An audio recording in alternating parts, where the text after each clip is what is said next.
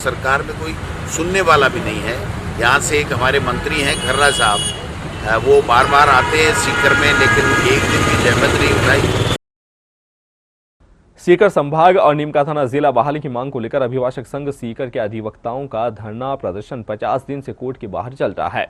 शुक्रवार को कांग्रेस प्रदेश अध्यक्ष गोविंद सिंह डोटासरा धरने पर पहुंचे और अधिवक्ताओं को संबोधित किया। उन्होंने मीडिया से वार्ता करते हुए कहा कि प्रदेश की सरकार ने बिना सोचे समझे सीकर संभाग और नीमका थाना जिला को निरस्त कर दिया, जबकि यह मांग यहां के निवासियों की लंबे समय से चली आ रही मांग थी। सरकार में सीकर से मंत्री झावर सिंह खर्रा और यहां के प्रभारी मंत्री संजय शर्मा ने जिले के 2000 से ज्यादा संख्या के अभिभाषक संघ के धरने की सुध तक नहीं ली है। इससे बड़ी शर्मनाक बात और क्या होगी। प्रदेश की पूर्ववर्ती कांग्रेस सरकार ने सीकर संभाग और नीमका थाना को नया जिला बनाया था, लेकिन भाजपा की सरकार ने आते ही इसे रद्द कर दिया। इसके बाद से प्रदेश भर में लगातार वकील और सामाजिक संगठन इसका विरोध प्रदर्शन कर रहे हैं। सीकर के लोगों को रोजमर्रा के कामों के लिए जयपुर जाना पड़ रहा है। सीकर अभिभाषक संघ और नीमका थाना अभिभाषक संघ ने सीकर संभाग निरस्त करने और नीमका थाना जिला निरस्त करने के विरोध में अपना धरना प्रदर्शन कर रखा है और जनता भी उद्वेलित है कि इस प्रकार से एक प्रशासनिक इकाई संभाग बना था और नीमका थाना जिला बना था, तो उसको वापस सरकार ने ख़त्म कर दिया और सरकार में कोई सुनने वाला भी नहीं है। यहाँ से एक हमारे मंत्री हैं खर्रा साहब, वो बार बार आते हैं सीकर में, लेकिन एक दिन भी जहमत नहीं उठाई।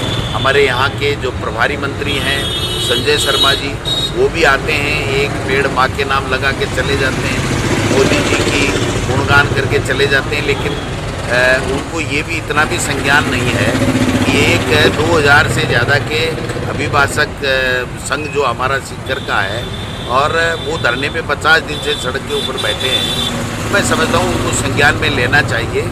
जिला प्रशासन को, राज्य सरकार को अवगत कराना चाहिए। जनप्रतिनिधियों का भी, हमारा सबका, चाहे वो किसी भी पॉलिटिकल पार्टी के, ये धर्म बनता है कि हम सब जाकर के सरकार में इस बात को रखें कि भाई संभाग के आयुक्त हमारे यहाँ बैठना बहुत ज़रूरी है और ये पब्लिक की डिमांड थी, कोई पार्टी की या कोई व्यक्ति की डिमांड नहीं थी।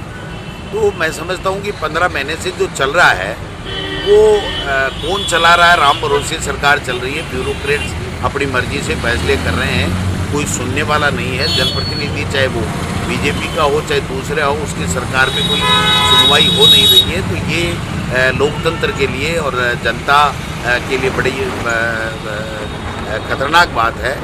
बहुत ही अफसोस की बात है कि जनता के मुद्दों की सुनवाई इस सरकार में नहीं हो रही है। तो मैं आज फिर आया था, तो आग्रह करूँगा आदरणीय जाखड़ साहब से और अभिभाषक संघ से कि हम सब जनप्रतिनिधियों पार्टी पॉलिटिक्स से ऊपर उठ करके और साथ में सरकार में मुख्यमंत्री जी से, चीफ सेक्रेटरी से और सबसे मिलना चाहिए और उनको एक डेलीगेशन के साथ में सबको एक साथ जाकर के सीकर के लोगों की एक डिमांड बतानी चाहिए। सब जन भावना ये है और उसके ऊपर, जन भावनाओं के ऊपर निर्णय सरकार करे, ये इस आशा और अपेक्षा के साथ में हम सबको जाना चाहिए। और मैं मेरे भारतीय जनता पार्टी के भी यहाँ से जो खर्रा साहब मंत्री हैं, गोवर्धन वर्मा जी हैं और सुभाष मीन साहब हैं, उनसे भी मैं आग्रह करूँगा कि आप अगुवाई कीजिए, हम आपके साथ पीछे पीछे चलने को तैयार हैं। लेकिन ये वास्तव में लोगों की समस्या है। आज यहाँ संभाग बैठता था तो लोगों को जयपुर नहीं जाना पड़ता था अपने मुद्दों के लिए, अपने पैरवी कराने के लिए यही सुविधा मिल जाती थी।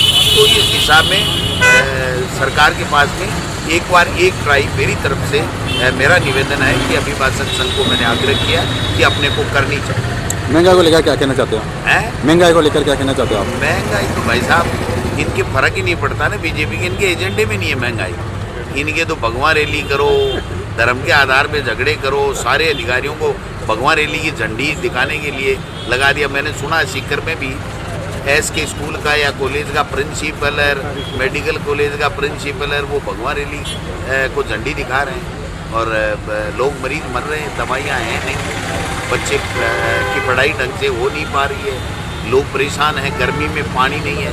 वसुंधरा राजे जी खुद कह रही हैं कि पानी से लोग मर रहे हैं और ये सरकार शून्यपात में आई भी पड़ी है, तो समझ में नहीं आ रहा। और फिर वो ट्वीट करती है केंद्रीय मंत्री उनके ट्वीट का जवाब देते हैं, तो मुख्यमंत्री जी गंगानगर में जाके कहते हैं कि ये आजकल के नेता तो ट्वीट खेलने लग गए, और दूसरे दिन आकर के मुख्यमंत्री कार्यालय में समीक्षा बैठक की बात करते हैं। मुख्यमंत्री जी 1.5 साल में एक विभाग की आपने 10-10 बार समीक्षा बैठक ले ली, तो आपने कोई रिजल्ट दिया क्या?